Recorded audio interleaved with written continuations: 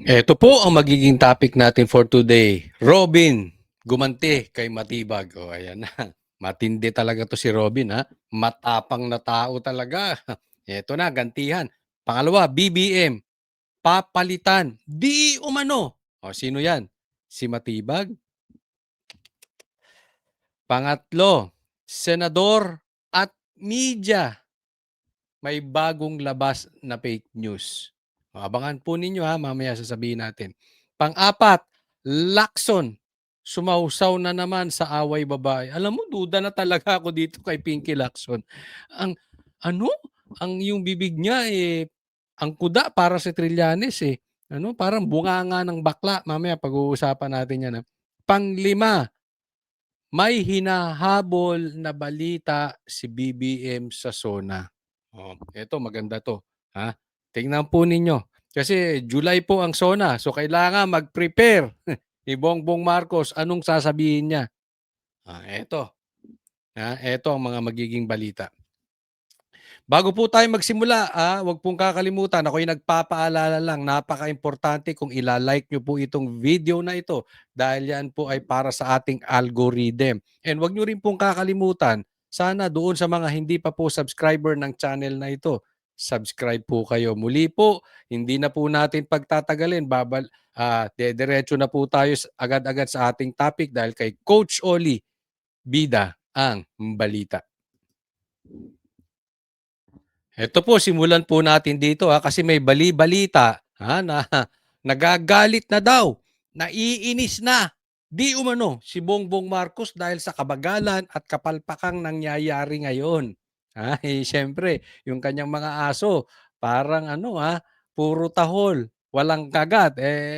Yan po ang naririnig natin, hindi po natin alam kung totoo. Pero matindi po ang ugungan dyan. Kaya baka magkaroon na naman ng palitan. Hindi po ako nagpapauso, alam nyo naman. Madalas ang palitan sa liderato ni Bongbong Marcos. Pero ito ngayon ang matindi. Tila ang papalitan si Matibag, pambihira, kauupo lang. Sige, pag-usapan po natin. Teams ng Philippine National Police o PNP para hanapin si Senator Bato de la Rosa. Ito ang kinumpirma mismo ni PNP Chief General Jose Melencio Nartates Jr. Pero aminado ang hepe, mas maigi kung sumuko na lamang si Bato. Teka muna.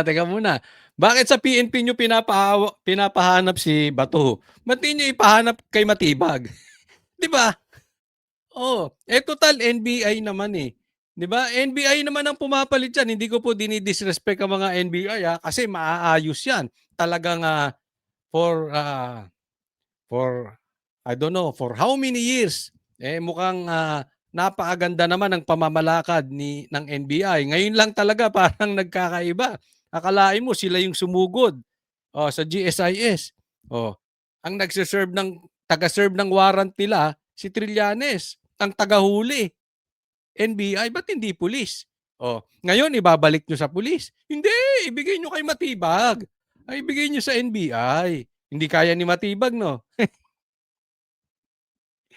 Palpak na. Si Torre, kahit ayoko nung ginawa niyang kidnapping, at least, di ba? Kahit illegal di ba? Ito si Matibag wala, kita mo ngayon, pulis na. Mas maigi kung sumuko na lamang si Bato. Di hamak na makatitipid daw ang PNP sa pondong kakailanganin para sa manhunt operations. Bagay na alam naman daw ni De La Rosa na naging PNP chief din noon. Imagine yung paggastos natin, utilize the resources in the conduct of manhunt. Alam mo sir, ito lang masasabi ko kasi sabi ni sir, makakatipid tayo. Kung susuko na lang si Bato dahil gagastusan din yan for manhunt kay Bato. Ako may suggestion sir. Kasi okay yung sinasabi mo makakatipid tayo. Pero thinking ng mahirap na tao yan. Oo, di ba? Yan ang thinking na mahirap na tao. Magtipid. Ang mayaman, yung pinag-uusapan malaking pera. Paano kikita? Anong connection nun? Kasi small time yung iniisip mo, sir. Ang hulihin ninyo yung mga magnanakaw ng ghost projects. Ang ninanakaw bilyon. Magkano matitipid mo dyan, barya? Kahit sumuko si Bato, sir, eto sasabihin ko sa inyo with all due respect, kahit sumuko si Bato, kahit makatipid kayo, gutom pa rin ang aabuti ng Pilipino. Pero hulihin ninyo, pursigihin ninyo yung mga magnanakaw sa gobyerno, yung mga ghost projects, mastermind. Sigurado ako, haya-hayang buhay ng Pilipino. Una, magmumura ang bilihin. Baka mawala pa nga ang taxes kasi sa sobrang dami ng pera. Babawasan ng tax. Dumami trabaho. In short, wag manipis ang utak, sir. Yung diskarte nyo, mahinang klase. Hindi ko sinasabing mahina siya, pero ang punto po natin dito, maling pag-iisip para makatipid ang gobyerno. In the implementation of warrant of arrest and other police operation to implement that, it involves a lot of resources. Bagamat wala pa namang natatanggap, Alam mo, ako sir suggestion ko sa inyo, total sinabi ni Matibag na yung GSIS ay sa kanila pinababantayan. Di ba? Sa kanila pinagwardya yung paintings, pati yung kandado sa kanila pinatira. Sa kanila pinabantay. Di ba? Dahil busy raw kayo PNP. Total magaling si Matibag, magaling yung NBI, back off na kayo.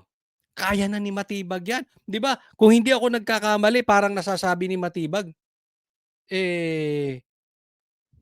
hindi ko alam kung galing sa kanya o kay Boying, parang minamanmanan na. Pero alam kung nasaan si Bato.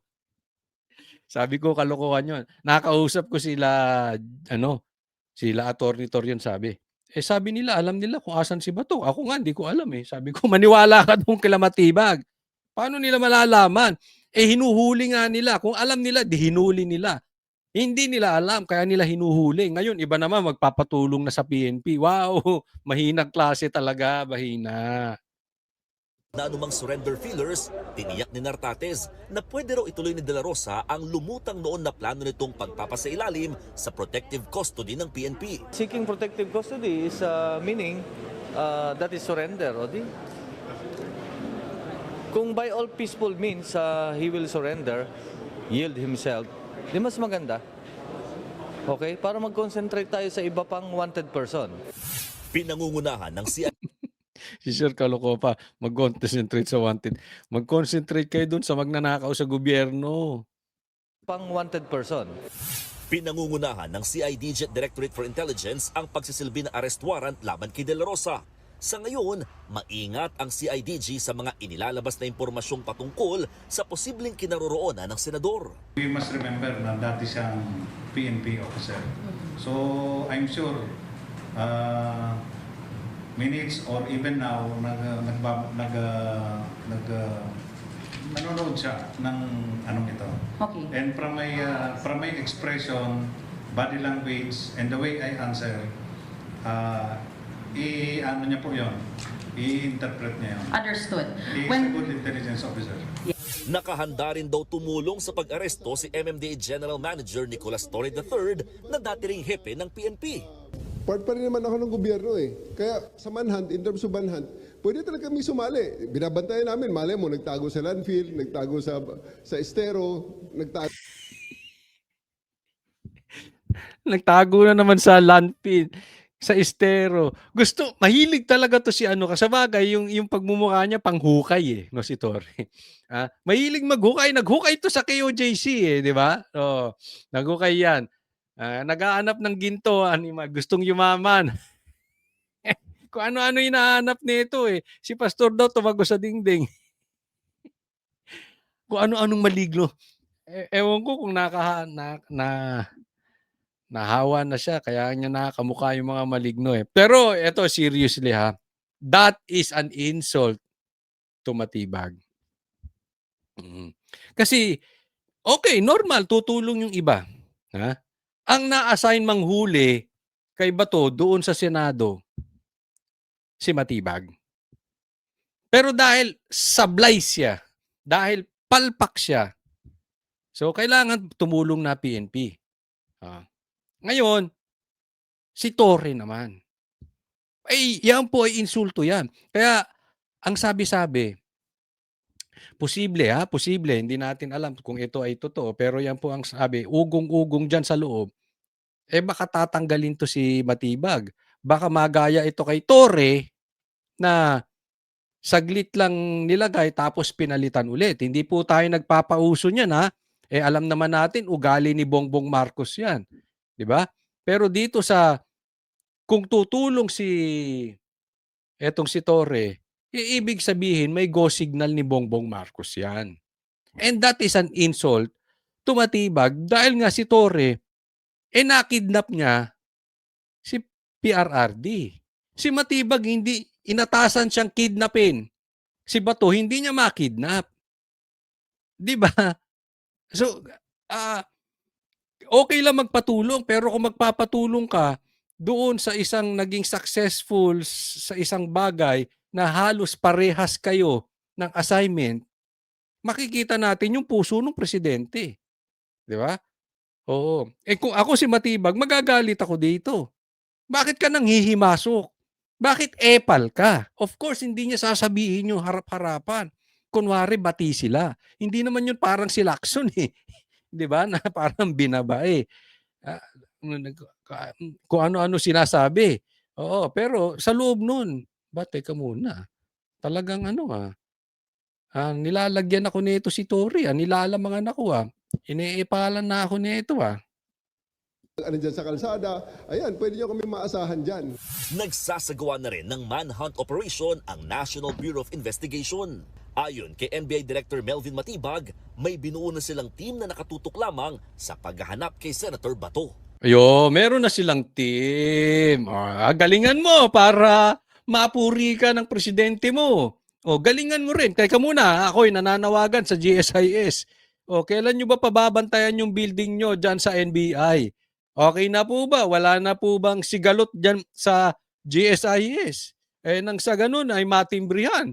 Matimbrihan nyo ng maaga ang NBI at hindi na magkaroon ng communication dahil sinasabi lang nitong si Matibag may communication kaya nagkagulo-gulo. Para malaman natin, tawag na natin sa GSIS, oy, susugod ang NBI para bantayan yung paintings. Susugod ang NBI para bantayan yung parking. Oy, susugod ang NBI para bantayan yung pinto. Oy, susugod ang NBI para bantayan yung kantin. Hindi ko pa alam kung anong kailangan pang bantayan sa GSIS. Pero sana sila ha. Magpasabi sila ng maaga para walang miscommunication sino pa may mga ahensya diyan ng gobyerno na may mga building baka pwede niyo tawagin ng NBI pa-schedule niyo na. There's no reading between the lines. Simple lang, we'll enforce the warrant. Pag nakita namin siya, arestoin namin siya. Ngayon diretsahan na. Dati tinatagay niya wala kami sa GSIS, wala kami sa Senado pero andun pala sila. Ngayon hindi namin huhulihin si Bato. Ngayon, diretsahan na. Ganyan pag pumapalpak ang tao Sablay ito, sablay. Pero hinahanap namin siya ngayon. The warrant is valid. It can be enforced. Base raw sa record ng Bureau of Immigration, hindi pa rin nakakalabas ng bansa ang senador.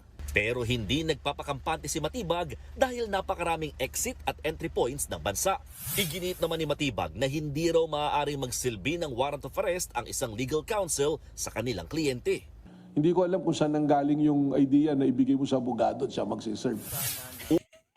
Una ng tinablayan ng Teka muna. Alam nyo kung anong issue dito? Kasi itong mainstream media na parang nagme-menopause, hindi ko alam kung nagme-menopause o hina-high blood nung ini-interview si Jimmy Bondoc. Sabi niya, ito yan Matibag para alam mo yung konteksto.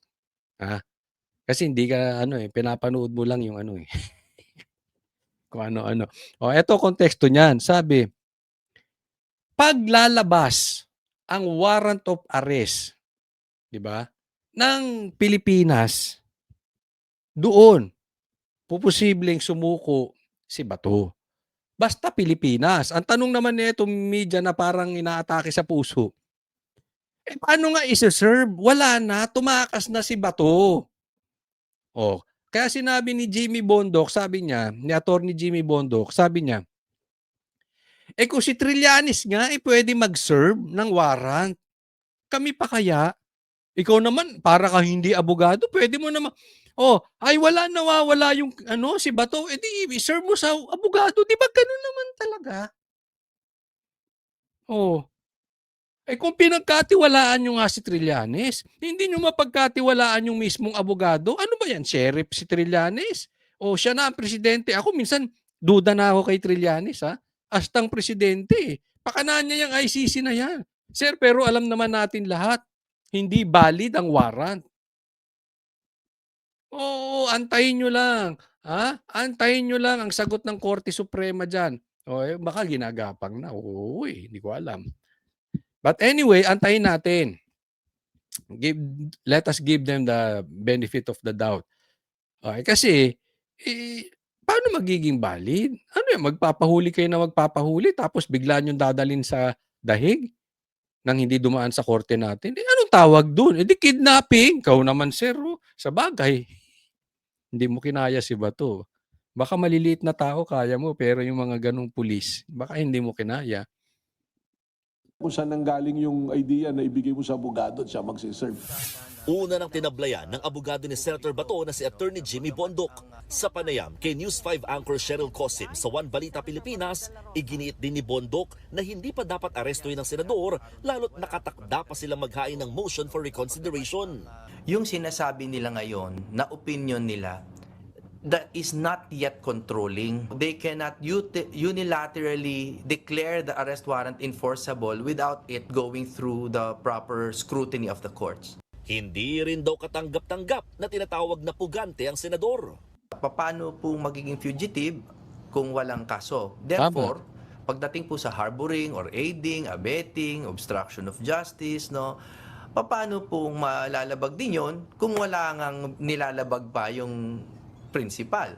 So madaling salita, ay sinasabing pinatakas, tinakas, harboring, kinukupkup, at kung ano-ano. Hindi po bawal yun.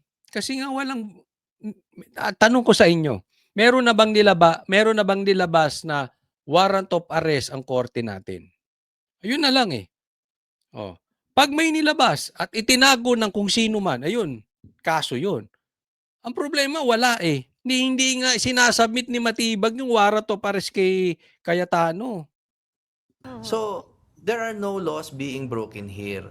Bagamat hindi nila kinukumpirma kung nasan mismo si Bato, masama raw ang loob nila na mismong taga-Pilipinas pa ang nag-a-apply ng Interpol Red Notice laban sa senador.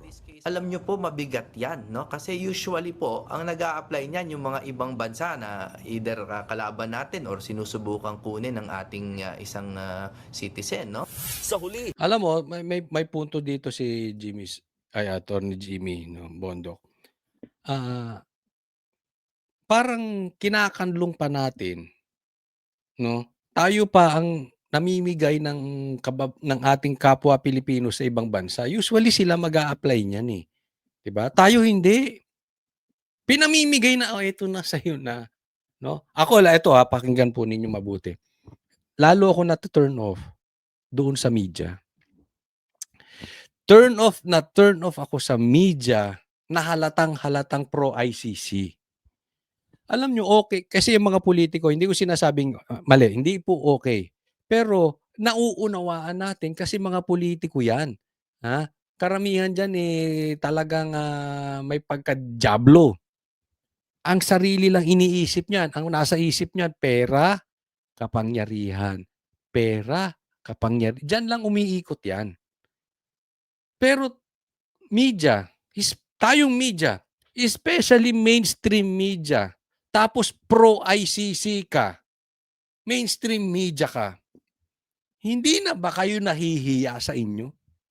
Pinaggagawa? Ang kakapal ng mukha ninyo. Kayong mga mainstream media. Dapat kayo ang nagiging kasangkapan para napoprotektaan natin yung mga Pilipino hindi pinamimigay. Di ba? Wala namang problema kung parusahan ng taong bayan eh. Yung nagkakasala, padaanin lang sa due process. That is the very purpose that we have laws. That is the very purpose we have the court. Kasi magkakaiba-iba talaga tayo eh. Yung mag-asawa nga magkaiba ang gustong pagkain eh.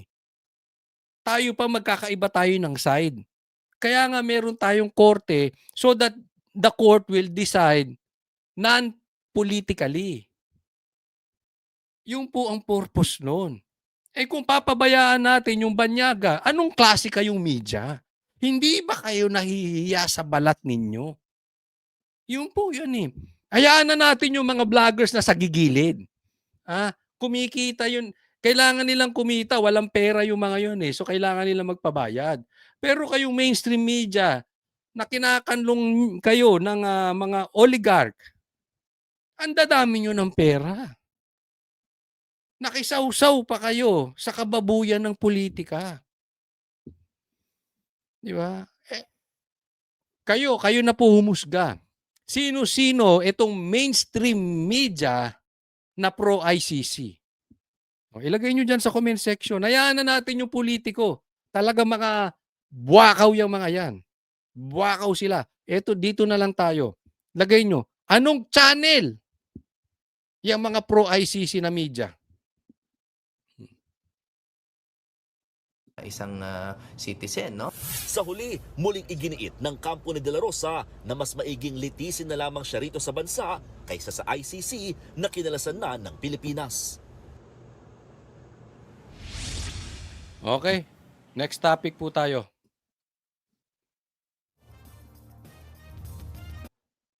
Ito po, napakaganda po nung sagot ni Senator Robin.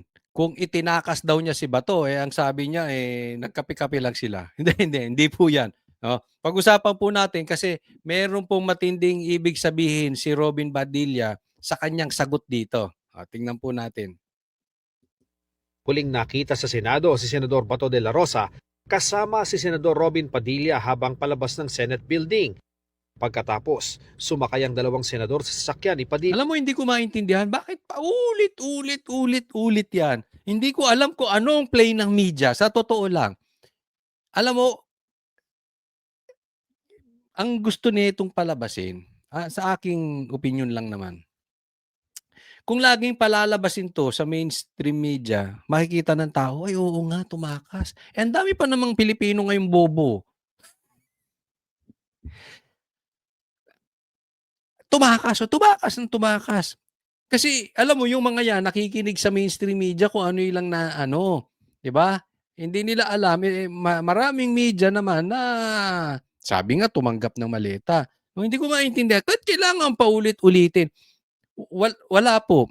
Wala pong purpose na para paulit-ulitin yan kasi kita nyo naman lumabas sila may mga gwardiya. Hindi naman wala namang hawak na baril. Hindi naman nananakbo. Casual lang. O tara. Brad, Senator, Bato, kape tayo. Nagkape lang daw sila. Di umano. At lumabas sa parking ng Senado 2:32 ng madaling araw. Saan kayo pumunta after? Starbucks, nag-Starbucks sila. Yun na sabi. 2:32, no? Pero may nabanggit na clue sa isang pahayag ng opisina ni Padilla. May balita pa. Hiniram daw niya yung wig ni Marcoleta. Hindi rin totoo yun. Tinanong ko yung kay Atty. Torion. Hindi. Bumaba umano si De La Rosa sa Makati kung saan siya sinundo ng kanyang sasakyan. Hindi na umano tinanong ni Padilla kung saan ito pupunta. Hindi rin binanggit kung saan ito sa Makati. Baka naman tanongin nyo pa kung anong sasakyan kung anong sasakyan ni Bato nung binabasya ni Robin Padilla, electric ba ito o plug-in hybrid, Japanese car ba, China car ba o ano. Baka may ganun pa 'di ba? Basta binabasya sa Makati, okay na. Bahala na sila kung nagkape sila o nagclubbing sila, hindi natin alam. O baka nagpickleball, hindi rin natin alam. Pero ayon sa isa naming mapagkakatiwalaang source, dito nakarating ang sasakyan ni Padilla sa tapat ng isang gusali malapit sa kanto ng Ayala Avenue at HV de la Costa Street. Ayoy! May source ang GMA. Kaninong galing senador yan? O kanino galing NBI yan? Finid ba sa inyo? Kayo nagtatanong lang. Finid ba sa GC ninyo? Sino yung source ninyo? Tao ba ni Bongbong Marcos? Ay, sabihin mo bakla sila, sila mismo magsalita.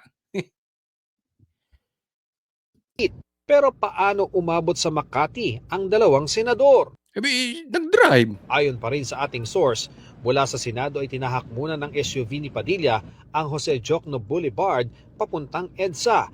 Mula EDSA Makati naman ay kumaliwa ito sa Arnaiz Avenue. Oh, grabe yung source ng GMA. Manlupit. Yung source nila, Waze. Oo. Pati yung tinahak na lugar, nag-EDSA tapos pumasok ng Arnaiz. Kung galing. Ano kaya ang gamit? Kayo, tanungin ko kayo, ano bang gamit nyo? Waze o Google Maps? Google Map. Ako, Waze. Yung source kaya ng GMA. Hanggang makarating sa kanto ng Ayala at De La Costa kung saan bumaba si De La Rosa. Bineberipika pa rin natin yan.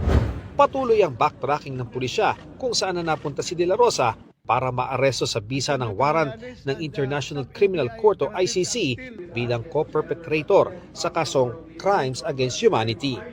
Inilabas din ng opisina ang ilang pahayag ni Padilla, kabilang ang pagtangging hindi niya itinakas si De La Rosa dahil wala naman umanong warrant.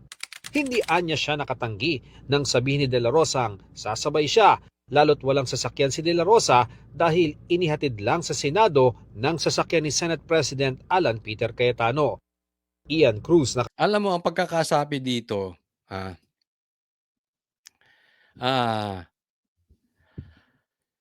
uwi na daw, nagpaalam lang si Robin. Tapos sabi ni Bato, pre, sabay na ako. Casual na casual, no? Pre, sabay na ako. Tara, labas na tayo, sasabay ka na sa akin. After nun, di na nakita si Bato. Ang galing, no? Hindi ko po sinasabing hindi totoong ganun nangyari, no? Pero, meron ako mga naririnig na komentaryo na tila, wag naman ganun ang sagot ni Robin. Para namang kabastusan, yung iba naman para namang kababuyan yung sagot ni Robin. Ako po, ulitin ko, hindi ko sinasabing hindi nga ganun ang nangyari. Pero sa tingin ko, hindi nga naman ganun talaga ang nangyari. Opinyon ko lang naman yon. Ngayon, kung tatanungin ako, tama ba yung sagot ni Robin? Tamang-tama po. Sapul sa banga. Sakto. Nung una, to be honest with you, gusto ko to si Robin eh. Siyempre, DDS to, alam naman natin. Pero nung unang sampa niya dyan sa Senado, medyo sabi ko, ano ba itong mga pinagagawa ni Robin? To be honest lang ha. Pero ngayon, nakikita ko, matindi ha. Diyan mo malalaman yung buo ang loob. 'Di ba? Binabastos siya ng mga senador, binastos siya ni Kiko, pumalag siya. 'Di ba? Magkakabarilan, hindi niya iniwan si Bato. Hindi siya katulad ni Pinky Lacson. Nung alam na magkakagulo, di umano, nawala. Tapos, yung salitaan o yung dakdakan o yung away babae nakisawsaw. Robin Padilla is not Lacson. Hindi takbuhin. I mean, that is dangerous Posible patay silang dalawa ron. 'Di ba? Ito, tingnan ninyo. Nabanggit ko na po ito doon sa vlog ko isang araw. Nakatakda lang talagang i-deliver yung impeachment kaya nag-stay yung majority. Kung hindi nakatakdang i-deliver yung articles of impeachment, nag-uwian lahat. Ang posibleng nauiwan lang si Bato at saka si Robin. Sabi nga ng presidente, according to Amy, huliin si Bato kahit sino pang mamatay. Kung wala yung mga senador, posible patay to si Robin tsaka si Bato. Kaya nga, dito hanga ako sa buo ang loob na itong si Robin. Hindi niya talaga iniwan si Bato hanggang sa makaalis. Sinamahan niya, ginawa pa siyang grab ni Bato. Nakisakay pa si Bato. Ganyang kahirap, wala siyang sasakyan. 'Di ba? Hinatid. Pero yung pag-usapan natin yung sagot niyang yan. Gustong-gusto ko po yung sagot ni Robin Padilla na yan. Alam niyo kung bakit? Kasi yung ginagawa sa atin na kagaguhan ng gobyernong ito, halimbawa, sasabihin, wala sila sa GSIS. Yung pala, sa Senado, yung pala nandoon sila. Sinabi hindi huhulihin si Bato, pero huhulihin pala. 'Di ba? Tapos sasabihin, ando doon ng NBI para bantayan yung paintings. Ganyan po nila iniinsulto. Yung kakayanan ng Pilipino mag-isip. Hindi po ba? Hindi ba talagang kailangan ko lang masabi. Ang dating sa akin, talagang tinatarantado na talaga tayo ng gobyerno. Pinagloloko na tayo ng gobyerno. At hindi na nila tinatago, wala na silang kahihiyan. Kung sino-sino ang iniimbestigahan nila, samantalang ang magnanakaw karamihan nasa kamara. Sinong iniipit ngayon, mga senador? Di ba? Saan ka nakakita na susugurin ng NBI ang Senado? Kaya nga yung sagot ni Robin na yan, wala, sumabay lang siya. Saktong-sakto. Wag na natin pag-usapan kung totoo yun o hindi. Kung imposible man yun, na basta lang sumabay si Bato, buti nga sa inyo. Kayo nga di ba? Anong sagot ng NBI? Kaya daw, hinabol si Bato kasi tumakbo. Tingnan nyo kung paano tayo niloloko. Kaya sila nandun, binabantayan yung paintings. Di ba kalokohan? Di ang tawag ko dyan, dose of your own medicine. Buti nga sa inyo. Ganyan ang sagot. Yung isa naman magpipresenta. Tingnan nyo kung gaano pasensya na po. Kung gaano kaloko tong gobyerno natin. Magpipresenta ng warrant. Private citizen. Si Trillanes. Pagtatanungin mo, anong karapatan mo or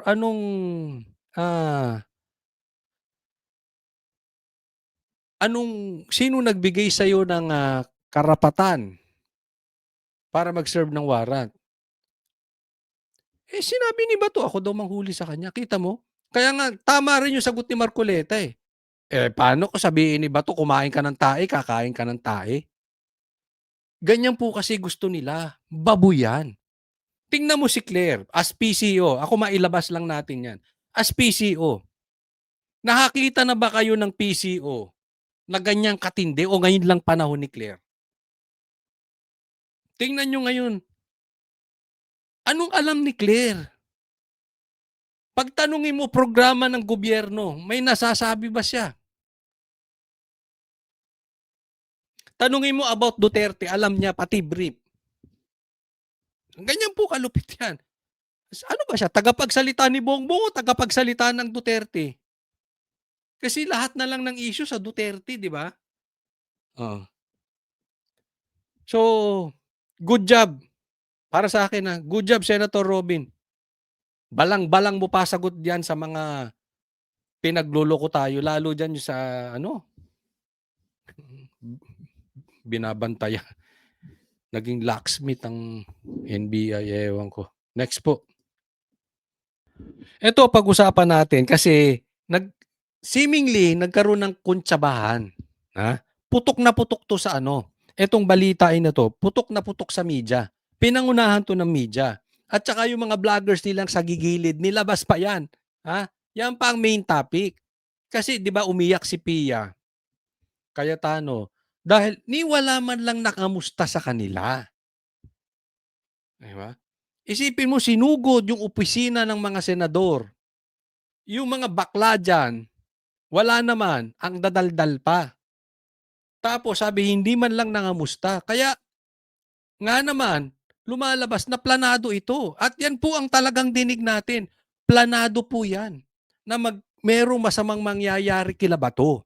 Kaya nga iniiwan sila nitong mga traidor na mga senador. Yan po ang sabi. Alam ng mga senador. Ngayon, nagpalabas sila na walang pangalan, nangamusta. Pinagpiestahan naman ng mga vlogger sa kabila na magsagigilid.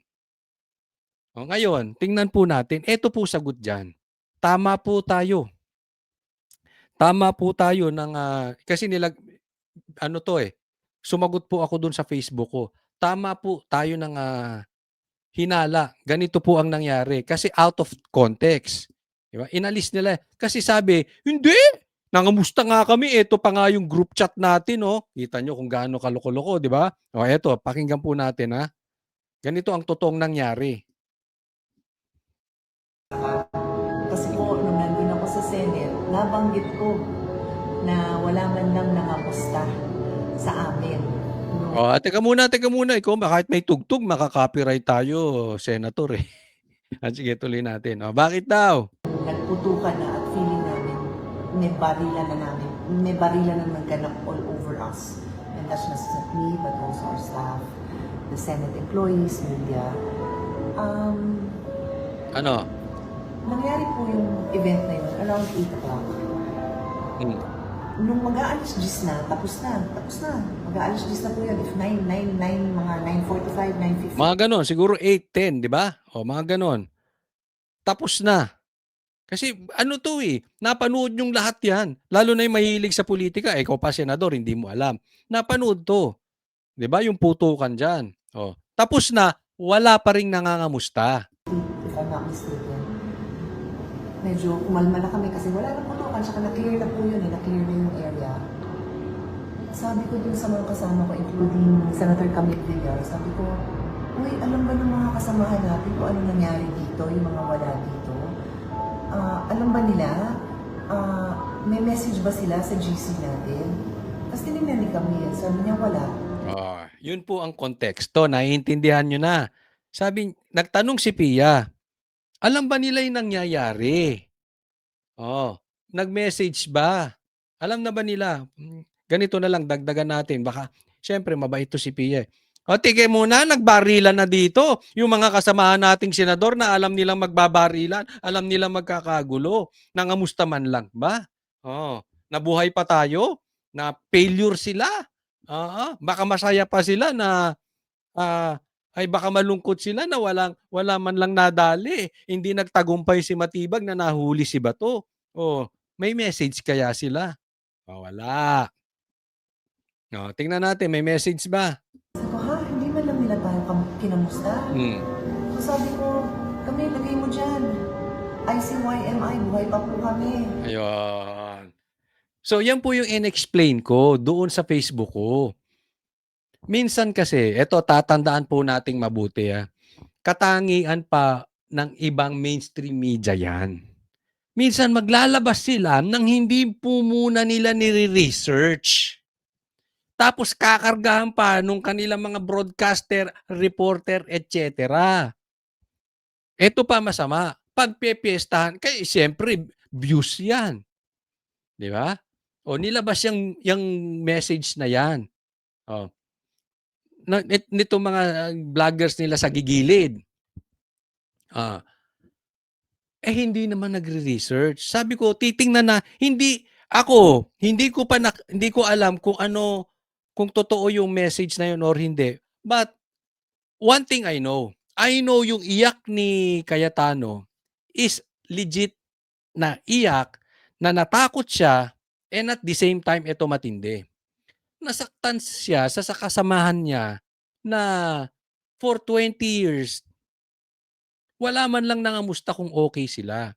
Kasi po, alam po naman natin yan, nabanggit ko na rin ito dati, mas masakit po na magkakaroon ng betrayal o pagkataraydor galing sa taong malalapit sa'yo.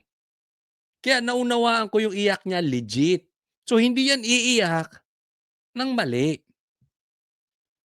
So, yun ang sinabi ko, tingnan muna natin yung konteksto, baka mali yung konteksto. Lumalabas nga, mali nga yung konteksto. Di ba? Siya nagsabi, sabi niya, sabihin mo nga, dyan sa group chat, for your information, buhay pa kami. Hindi kayo nagtagumpay. Oh. Dagdag lang po yan, dagdag. Oh, pero yung iba dyan, sigurado, ganyan ang gusto. Hindi man lahat, pero yung iba dyan, kasi isipin mo, alam nila may masamang mangyayari. Hindi man lang niyaya yung majority group. Diba? Umiska po lang sila. Hindi isinama yung mga kaibigan nila, kahit ba magkaiba kayo sa politika. Yan ang problema natin, yung magkakalaban sa politika. Nadadala sa pagkakaibigan. Ito, alam po ito ng mga, kahit yung mga vloggers na nasa kabilang bakod, 'di ba? Hindi ko pine-personal kasi iba naman yung stand natin sa politika, eh, 'di ba? Oo. 'Pag tayo magkaibigan, magkaibigan. Hindi yung katulad nung bakla diyan sa kabilang, ah, dun sa minority na Senado, pati kaibigan ilalaglag. Hindi gano'n. Kasi magkakaiba kayo. Baka pati anak mo magkaiba kayo ng stand, kapamilya mo magkaiba kayong stand, kapitbahay mo, ano, aawayin mo lahat. Dahil hindi naniniwala sa ICC, gano'n. So, gano'n po ang naging sitwasyon. Ngayon nakikita na po natin. 'Di po ba? Oh, sila ang nagparamdam ni hindi kayo nangamusta tapos saka nagsi-message. Oh, keep safe, gano'n-gano'n, et cetera. Kita mo, 'di nakonsensya lang. Para lang may masabi, "Oo, nag-reply tayo." Hmm. Oh, pero hindi nila inaasahan na baka kaya hindi sila nag-message, baka inaasahan patay na kayo lahat. Oh, buhay pa pala nag-message. Hindi ba, I mean, hindi ko sinasabing gano'n nga. But is that a possibility? Puwede. Puwedeng-puwede. Alam nila, remember that? And nilagay ni Camille, "Hi, we're okay." Tapos saka may nag-comment na, "Stay safe," gano'n. So, syempre at the time na, yun nga, putukan lahat. Tapos nung tumahimik na, kasi ako in touch ako sa loved ones ko eh. Panentext sila, "How are you? How are you? Brother ko, mami ko, maanak ko." So, syempre, yung mga mismo kasama namin doon, expected ko din na kamustahin nila kami, di ba? Normal yun. Anyway, so nung wala nga, at si Camila yung nagsabing okay kami dito, sumagot sila. So, when I delivered my speech at sinabi kong wala man lang nangamusta, I want you all to know na after my speech, ang dami sa kanilang lumapit sa akin. Kasi friends po talaga kami. Imagine yung magkakaklase kayo. Di-debate kami, minsan nag-aaway kami because of work. But a lot of us have been friends and I really appreciate it, you guys who approached me, you know, nag-show kayo ng concern sa akin and sinabi nyo nga na nag-alala kayo sa akin. I appreciate it. And you know what guys, wala na sa akin to. Ayan. So, wala naman, okay? No harm, no foul. 'Di ba? Kaya lang, kasi after naman daw nung speech niyang yun, may mga lumapit sa kanyang kaibigan. 'Di ba? Na in-approach siya. So, nagkakaunawaan naman. Para kay Pia, wala na yun. Oh. Ang problema, bumakbak si Claire Castro dun sa kanyang vlog. Minamock pa siya. Alam mo, it's unbecoming. Hindi gawain ito ng isang ASEC. Kahit ba sabihin natin na ginagawa niya yun, hindi yun ang salita ng pangulo niya. But still, you remember, you are part of the government. Opisyal ka, pasahod ka ng bayan, ganyan ang asta mo. Ibinababa mo yung PCO. Unless, inuutusan ka talaga na pagdating mo sa vlog, i-mock mo to. Baka may utol. Hindi natin alam. Hindi ko sinasabing po. Baka inuutusan siya ng kokak. O, no mga nakapaligid na kokak kay Bongbong. O, baka penguin. Yung nakapaligid na penguin kay Bongbong. Atakayin mo nga yan. Ang drama-drama. Tinatalbugan ng beauty ko. Ganon. Diba? So, hindi ko sinasabing okay lang yon. But still, babae yon. Eto naman, bumakbak din si Vice Ganda. Oh, hindi ko rin sinasabing tama 'yon. Pero alam naman natin ang linyada nito ni Vice Ganda, ni siya nga mismo hindi niya alam kung saan siya lulugar, na lalaki ba ako, babae ba ako, ano bang kakainin ko? Oh, tahong ba o pure foods? Gano'n, siya nga hindi siya decided kung ano 'di ba? So, nauunawaan natin yung mga gano'ng katsipan niya. 'Di ba? Kahit na artista siya, hindi na sana siya sumasali sa ganyang politika, unawaan din natin 'yon. Kasi unang nagkasagutan naman dito si Pia tsaka si Risa 'di ba? Oh. Ang hindi ko maintindihan, pagkatapos niyan, may lumapit daw na mga kaibigan niya. Ang tanong, si Lacson ba lumapit? Kasi kung lumapit, si Lacson dumakdak sa media remember? Kung ano-anong sinasabi. Sabi ko to si Lacson, kalalaking tao, sumausaw sa away babae. Bakla ka ba, Lacson? Ako hindi, nagtatanong lang po tayo, bakla ka ba? 'Di ba? Ewan ko kasi, sinabi ni iba kasarian mo, sabi ni late Miriam Santiago, parang nadududa na tuloy ako. Pati si Marcoleta, duda na sa'yo kasi sinabi mo raw, ikaw ay nagkaka-period. Hindi ko alam kung eto si Lacson, may period ngayon. Kasi 'di ba? Ayan na natin si Claire. Ayan na natin yung sa babae, si Claire tsaka si Vice Ganda. Pero ikaw, Lacson, pulis ka. Ganyan ka umasta para kang binabae. Ano ka ba, Lacson? 'Di ba? Kaya nga ang tanong, nagkaayos naman. Kaya sabi ko, tama masakit kay Pia dahil totoong kaibigan niya 'to. Kasama niya 'to ng matagal. Siguro si Lacson bagong santa, 'no? Kita niyo naman, 'di ba? Alam mo malapit na, Lacson is the next Trillanes. Sa kadaldalan, yung bibig niya parang may kabaklaan na. Ang kadaldal talaga nito si Lacson, 'di ba? Oh. Pero ayos na, okey? So tapos na, Claire, okey na. Ha? Yung baka nautusan ka ng mga kokak, sabihin mo okey na, hindi na matatalbogan yung beauty mo. Gano'n naman ako wala naman ako mapapala na ikasama ng loob ko. So, thank you to my colleagues na nag-show ng concern. Ayan, next po tayo. Kanina po pinag-uusapan natin si Lacson, ito si Pinky. Sabi niya, sumagot siya kay Pia. So, nakisawsaw sa usaping babae. Ngayon na naman, sumasagot na naman si Lacson. Mayroon na naman kasagutang babae. Pambihira, Lacson. Ano ka ba? Kasi ako, at sa tingin ko, kaya kinuha si Auntie Claire as PCO. Ito yung opinion ko lang Dahil si Claire, attack dog Vlogger O ilagay mo sa gobyerno, attack na nga attack yan. Dahil dual personality to si Claire 'Di ba? Lawyer tapos vlogger, dinala sa gobyerno, iniwan yung pagka-lawyer. Vlogger, kita mo hindi siya pasok as PCO pero pasok siya as vlogger. Attack ng attack, 'di ba? So, at the same time babae. May yun meron silang gustong palabasin doon. 'Di ba? Siyempre nga naman babae yung kakalabanin nila si Sara So, strategy po 'yun. Para abot yung mga kababaihan, pwede siya mambara ng babae. Ito si Lacson, ano ka representative naman ng mga bakla. Hindi, nagtatanong lang, wag ka magagalit, wag ka mapipiko na maka-onion skin ka. Pag onion skin ka, bakla ka nga. 'Di ba? Hindi ako nag-aano lang nagtatanungan lang. Wag ka wag ka magagaya sa iba. Baka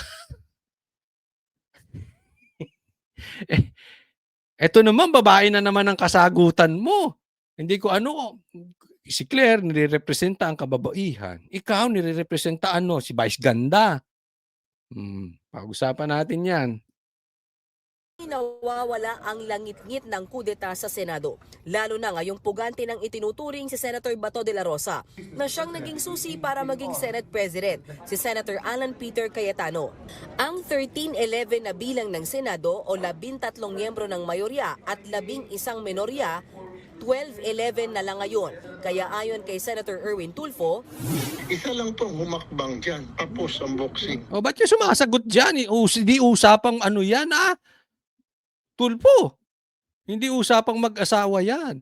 Ang tahimik mo nun. Ngayon, dakdakan ng dakdak. May pa-boxing ka pa.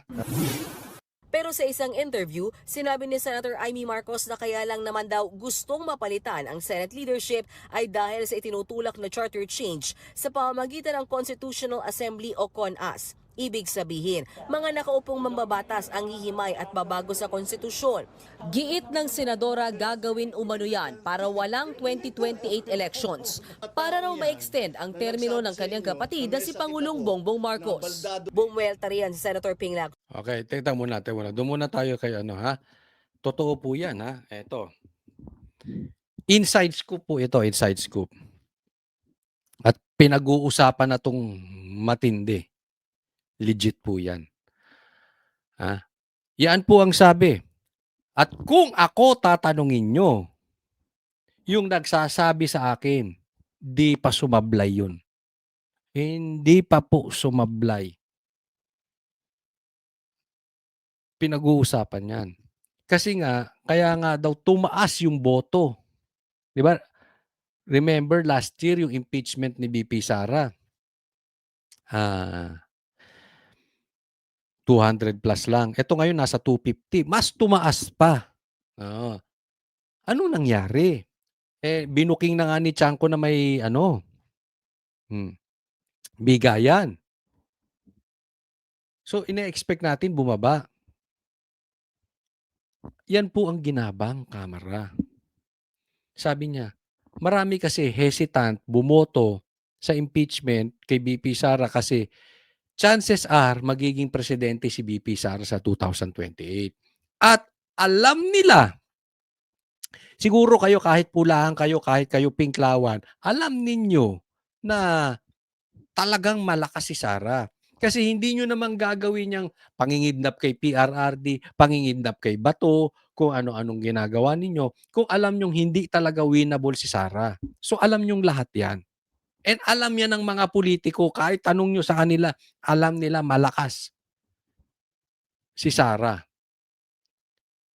Kaya ayaw bumoto for the impeachment. Ang ginamit po nila dyan, eto, huwag kayong mag-alala. Walang 2028 election na mangyayari. Yan po ang balita. Pero bago po lumabas yan sa balita, alam na po namin. Sa katunayan, alam namin sino yung gumagapang. Kaya po ang punto po natin, legit po ito. Ha? Antayin nyo lang po. Nakakatakot po ito.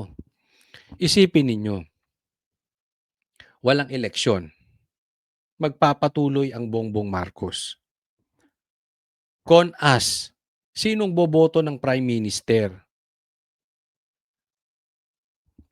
Kamara. Pag naging Prime Minister si Bongbong o si Romualdez, tapos, weaponize ang ICC, may problemang malaki ang Pilipinas. Ito tanong ko sa mga sumusuporta sa ICC. Ito tanong ko sa inyo mga dilawan. Kung may mga dilawang nanonood dito, hayaan na po natin yung liderato nyo eh. Kasi nga sinasabi nila before kay Marcos, never again. Ngayon, ang sabi nila kay Marcos, why not? Diba? Nagbago sila ng timpla. Hayaan na po natin, may mga agenda niyan, gustong kumita ng pera. Pero kayo mga pinklawan, na sumusuporta kayo sa ganito, akala ba ninyo, hindi e-epekto sa inyo yan? By the time na eliminate, tandaan nyo tong sasabihin ko, by the time ma-eliminate ang Duterte, it's a war between Bongbong Marcos and the Pinklawans. Ngayon, wala na kayong power, Pinklawan. Kasi nag-con-us na. Napalitan na yung batas natin. Prime Minister na si Bongbong. Extension lang ng extension ng extension. Hindi kayo makakaporma kay Bongbong. Unlike si Sara, pag nakaupo yan, bababa yan at bababa. Bumaba si PRRD, di ba? Ang sigaw ng taong bayan, diyan ka lang. Hindi, bumaba si PRRD. Eto, hindi bababa tong mama na ito. Tagos. Ang pag-asa na lang natin. Di ba? Gumalaw ang Diyos. We don't know. Baka, hindi ko po wini-wish. Pero baka mamaya ma-overdose. Di ba? Pero kung iisipin natin, bababa ito, hindi na po bababa yan. Hindi na po. Nakakatakot po yan. Kaya magdahan-dahan po kayo sa mga supporters na Pinklawan. Huwag kayong pauuto sa liderato ninyo. That is very dangerous. si Pangulong Bongbong Marcos. Bumuelta riyan si Senator Ping Lacson Yan sa na. programang Ted Filon at DJ Chacha. Outright lie. Kasinungalingan, walang pag-uusap kami, maski yung mga focuses namin. Napakalimit kami mag-focus sa minorya. Never yang napag-usapan. Never yang nabanggit yung CONAS. Ayan. Sumagot na si Pinky. Sinagot si Amy. Siguro sabi niya, ito si Amy, tinatalbogan ako. Ang chicks mo, tinaasan ng kilay ni Lacson, ganun. Ayan, kita niya, nakataas.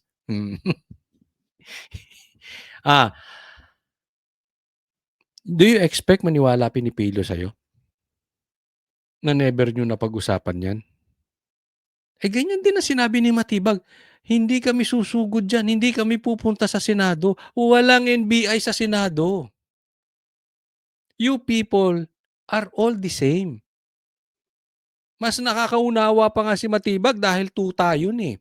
Executive Department. Ikaw, isipin mo, legislative ka, tuta ka ng executive.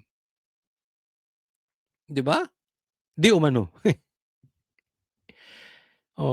Sino maniniwala sa'yo? Hanggang ngayon nga, sa Blue Ribbon, wala kang napatunayan. Takot na takot ka nga ipatawag yung mga 18 Marines na hindi mo mapatawag si Tambaluslos. Then, suddenly, you want us to believe you? Hindi. Yung sinasabi mong yan, do you honestly believe naniniwala ang taong bayan sa'yo na wala kayo pinag-uusapan na CONAS? Come on. Kung meron mang plano na mag-CONAS, hindi namin alam yon. Kung ano yung, kung meron man, at kung meron kami narinig, hindi namin alam kung ano yung end state na gusto nilang makita. So, hindi nila alam. Posibleng meron. Kung meron man, hindi namin alam. Pwede ba hindi nyo alam? Di ba? Kasi kasama kayo sa play. Tingnan mo. Congressman, Kamara, kontrolado. Himod puwet. Mainstream media, kontrolado. Himod puwet. Ano pa? Police, of course, executive yan. NBI, of course. DOJ, Ombudsman, of course, lahat yan, executive department. Under yan, Bongbong Marcos. Dalawa lang po ang hindi makontrol. At tinatry nilang kontrolin. Sige, alam nyo? Lagay nyo sa comment section, ano yung dalawang na yon? Ako nagpapaalala lang doon sa mga hindi pa po subscriber ng channel na Coach Oli News. Ulitin ko, Coach Oli News. Subscribe na po kayo. Dalawa ang hindi nilang kayang kontrolin. At yan ang ginagawa nila ngayon, kinokontrol. Ano? Senado, number 1. Number 2, vloggers. Hirap sila sa vloggers kasi ang dami.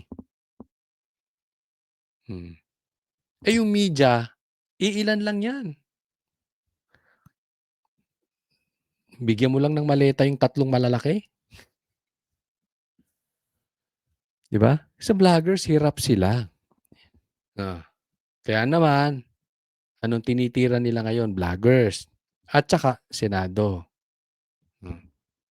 Nagpapauso ba ako? Siguro kita nyo. Kung matatandaan itong Lunes, nabanggit din ni SP Cayetano ang Chacha sa kanyang press con. Ilang beses pa nga niyang binigyang diin at 2023 pa gustong i-abolish ang Senado. I really believe that the events in the last few months was also intentional na ma-weaken ang Senate because bubuhayin yung constitutional change, except this time around, regional Senate ang gusto nila. But to do that, part of the enticement is that may term extension. Yun nga ang pangako di ba? Huwag kayong matakot kasi no election. Term extension yan. Ganyan na po ang mga politiko natin. Binibenta na nila yung kanilang sarili. Dahil nga, mag-i-stay sila sa kapangyarihan. And that means more ghost projects. Di ba? Ang issue natin dito, nagsisinungaling ba si Cayetano? Hindi po.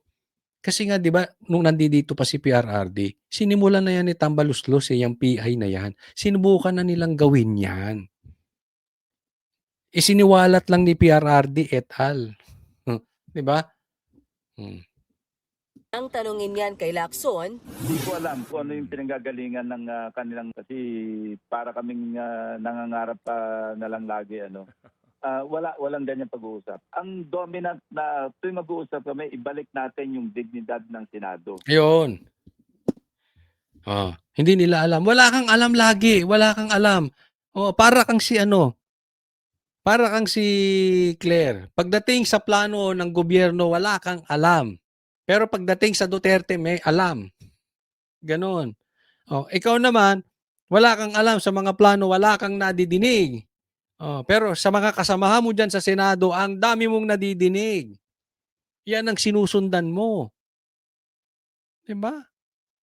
Ito parang dalawa tenga ni Lacson. Yung kabila, 'di ba? Pang executive, wala siyang nadidinig. Sa kabila, pag itinuturo yung mastermind, hindi niya nadidinig, nadidinig niya, hindi niya pinapansin. Tapos ikaw pa may gana ibalik ang dignidad ng Senado. Kung nanindigan kayo sa NBI, hindi sana ganyan ang dignidad nyo. Kayo po ang nagpapabagsak. Alam mo ba nasira ang Blue Ribbon? Kaya naman ganyan walang tiwala ang tao sa ginawa mong investigasyon eh. Huwag ka na magsalita na ibalik ang dignidad. Nasira yung Senado dahil sa inyong mag-boyfriend ni Tito Soto.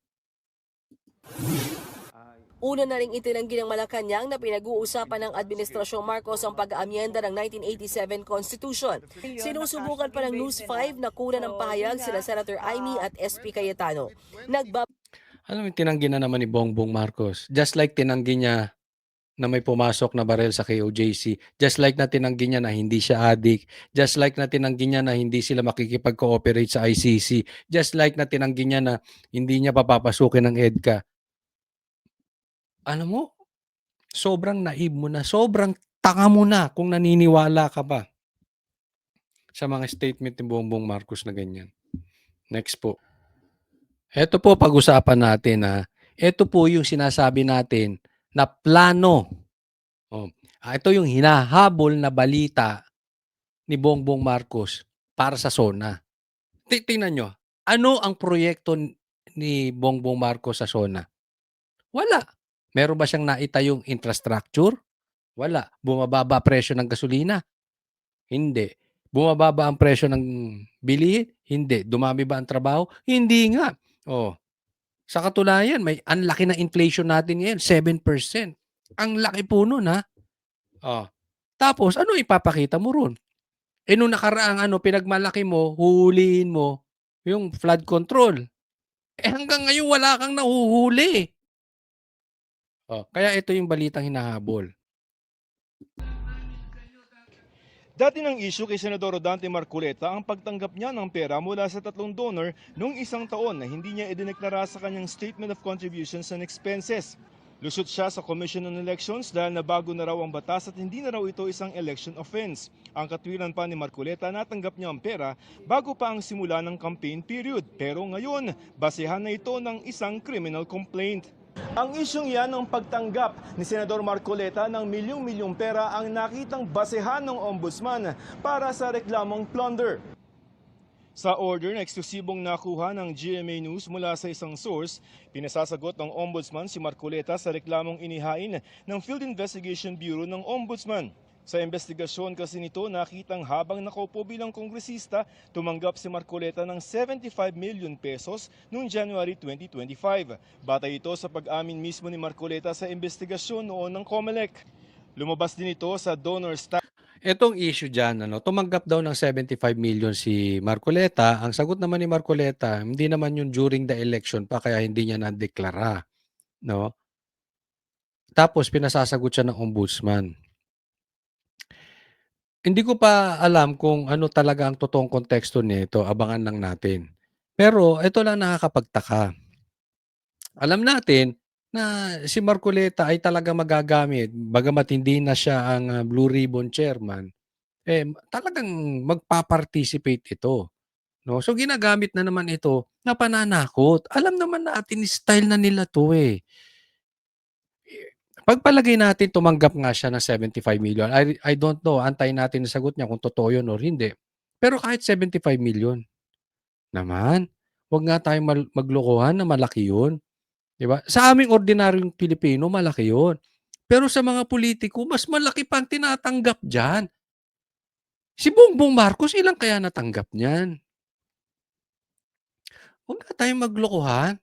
Siyempre hindi itatanggi nila yun. Alam naman ng mga pulitiko yan, eh.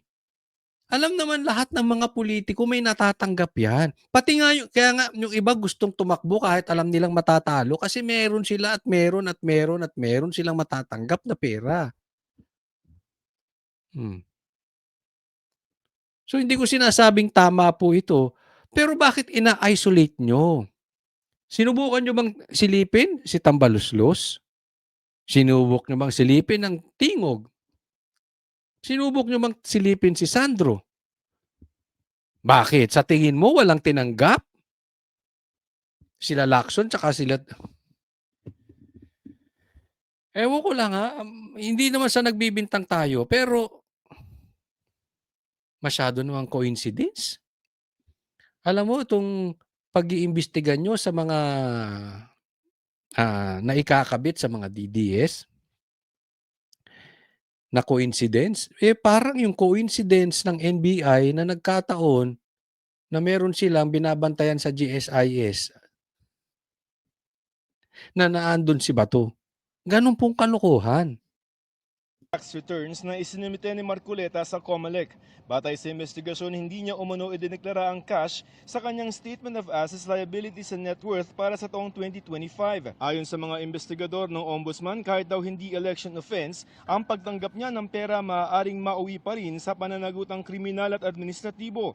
Plunder daw na may tuturing ang sunod-sunod na pagtanggap ng pera ni nooy Congressman Marcoleta na umabot sa 75 million pesos sa ilalim ng Republic Act No. 7080. Sa laki daw ng Ako, of course wala akong proof, 'no. Pero kung kayo Pilipino, alam niyo namang nangyayari 'yan. Wag na tayong magbulahan. Let's go straight to the point. Kung lahat ng nabibigyan ng pera na pulitiko ay sisilipin ninyo, baka matira diyan 10% lang, 20%, pataas na siguro yung 30%, 'di ba? Kayo naman, oh. halagang 75 million pesos, hindi na raw ito may tuturing na ordinaryong kagandahang loob kundi korupsyon na para makakuha ng pawor mula kay Marcoleta. Hindi rin daw dapat ito itinuturing Yung iba nga, 'di ba, drug lord pa nga. Oh, siguro alam niyo 'yon. Yung iba nga gambling lord pa, 'di ba? Sino ba sino-sino 'tong mga normal para sa mga pampublikong opisyal porket walang sinabing hinihinging kapalit. 3 tao ang pinanggalingan ng pera, 30 million mula kay dating Congressman Mike Defensor, 25 million pesos mula sa isang Joseph Espiritu at 20 million pesos naman galing sa isang Aristotle Baluyot. Dawit din ang tatlo sa reklamo. Sabi sa reklamo, sila ay mga co-conspirator o kasabwat dahil nagkuntsabahan sila sa paglilihim ng tunay na dahilan para sa cash gift. Bukod sa reklamong plunder, pinakakasuhan din ng 4 ng paglabag ng Presidential Decree No. 46 na nagbabawal sa mga opisyal ng gobyerno na tumanggap ng regalo.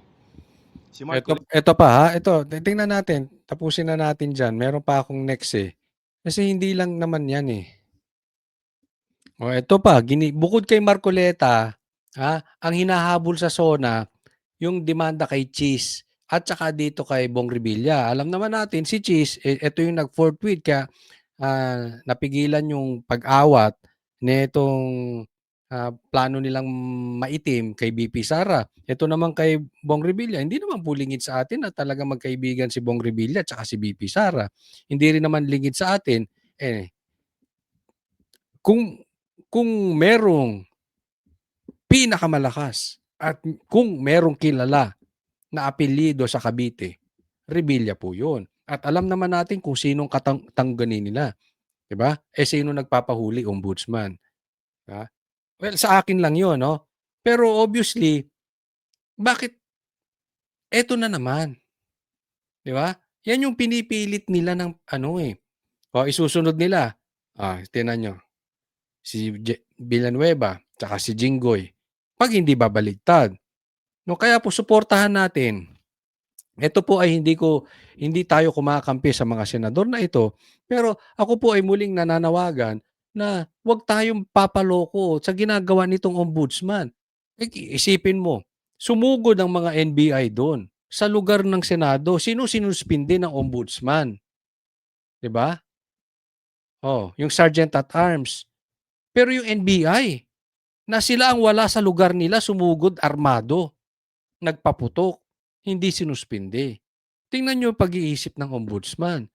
Oh, alam na alam natin anong plano. Una, hinahabol nga ito sa SONA. Pangalawa, para makontrol nila ang Senado.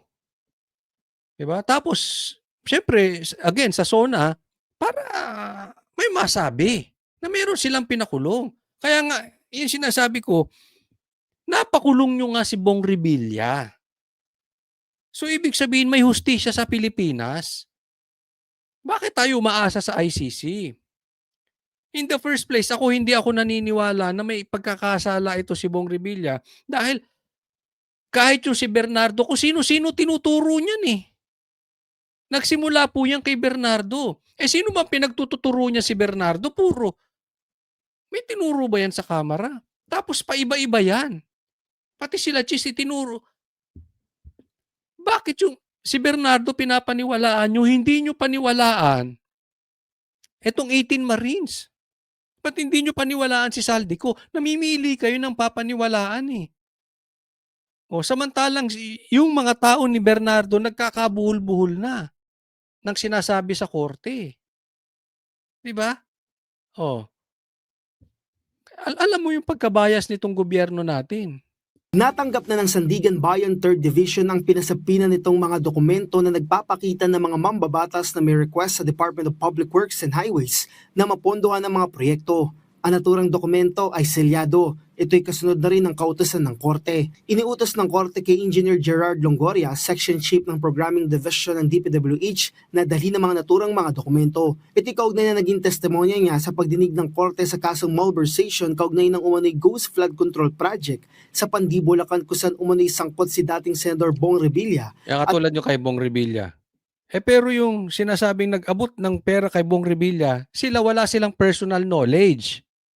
'Di ba? Hindi nga daw nila nakita si Bong Revilla, hindi nga daw nila kilala. Samantalang yung 18 Marines may personal knowledge.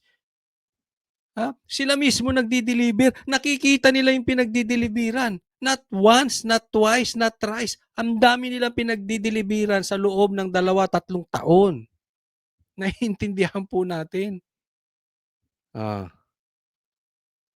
Mga opisyal ng DPWH Bulacan 1st District Engineering Office. Sa naging testimonya ni Longoria, kayang sinabi na mismong si yumaong dating DPWH Undersecretary Maria Catalina Cabral ang nagbigay sa kanya ng listahan kung saan kabilang sa umano'y proponent si Revilla na maisama sa iba. So, si Cabral lang.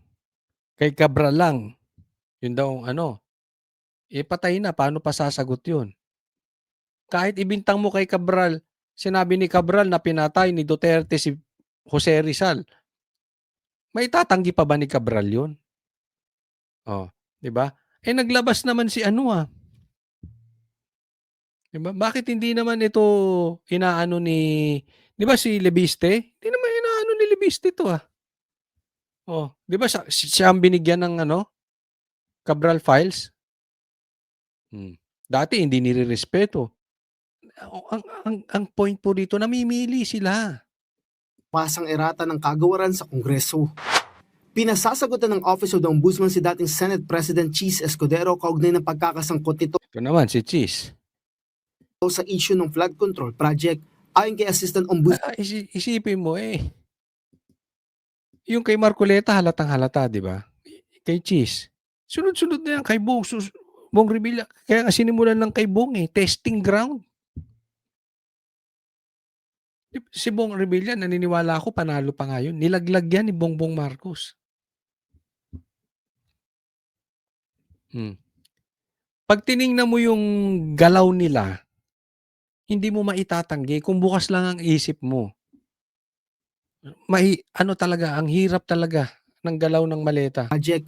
Ayon kay Assistant Ombudsman Miko Clavano, pinagsusumite na si Escudero ng counter-affidavit nito. Anyan, nasa preliminary investigation stage ng investigasyon kaugnay kay Escudero. Kasabay nito, nasa preliminary investigation stage na rin ang investigasyon kay dating House Speaker Martin Romualdez. Ayon kay Clavano, ang unang nakarating sa preliminary investigation ay kaugnay ng kasong money laundering. Parehong may precautionary hold departure order na inilabas ng Sandigan Bayan laban kay Escudero. Ito ikino-compare, para hindi halata ikino-compare nila kay si Cheese, kino-compare kay Tambaluslos. Tatandaan po natin si Cheese, ang unang may lakas ng loob na pangalanan at ituro si Tambaluslos. Okay? Ngayon, lumabas to si Tambaluslos, di ba? Sabi niya, I will not go down alone. Ibig sabihin, kung ako ay lilitisin ninyo, warning, isisiwalat ko kayo. Napansin nyo noon, after noon, tahimik na. Puro ganyan na lang kay Tambaluslos. Si Tambaluslos tumahimik. Natakot eh. Kaya I dare you. We dare you, Ombudsman. Tuluyan mo si Tambaluslos kung hindi ka lang puro ganyan. Kasi bakit aasikasuhin mo si Cheese? Aasikasuhin mo si Marcoleta? Tsaka si Bong Revilla? Ito, mastermind oh. So dapat tuluyan mo yan. Hindi puro press release. Huwag tayong maglokohan dito. Pag tituluyan mo yung iba tapos ito ligtas, ay, areglo yan. It is as if inaamin ni Bongbong Marcos kasabwat siya. As simple as that. Bakit hindi niyo matutuluyan? Di sa buwatan yan, nagkaroon na ng deal sa ilalim. Tapos tatahimik na si Tambaluslos. Diba? Huwag nga tayong maglokohan. Yang style nyong yan. Diba? Kaya abangan natin kung tutuluyan ng ombudsman. Kung hindi, kasabwat nga si Bongbong Marcos. Maraming salamat po doon sa mga patuloy na sumusubaybay sa vlog ko. Thank you po. Thank you. Na-appreciate ko po sa yung mga nagsasubscribe, mga sumusubaybay. Kahit yung simpleng like nyo, malaki pong maitutulong nun sa vlog ko. Sana po huwag kayong magsasawa na manood ng ating vlog. Importante rin, i-click nyo yung notification bell. May bell dyan. Kung sa YouTube po, para sa ganun, tuwing meron akong ilalabas na vlog ay makasubaybay kayo. Tulong-tulong po tayo. Napakahirap po ng kalaban natin. Grabe kademonyohan. Ano? Tulong-tulong po tayo dahil siyempre laki ng maleta, laki ng bigayan sa kabila. No? So, sa sobrang laki ng nakawan, parang nangyayari ngayon ang daming taong bulag. Maging mapagmatsyag ang bawat Pilipino, magkaisa po tayo. Dapat ang ating layunin ay mapunta doon sa mastermind. Dapat ang ating layunin ay hindi nila maligaw na mawala na tayo ng eleksyon. That is very, very important. Kung hindi, lulubog ang bansang Pilipinas. Maraming salamat po. God bless everyone.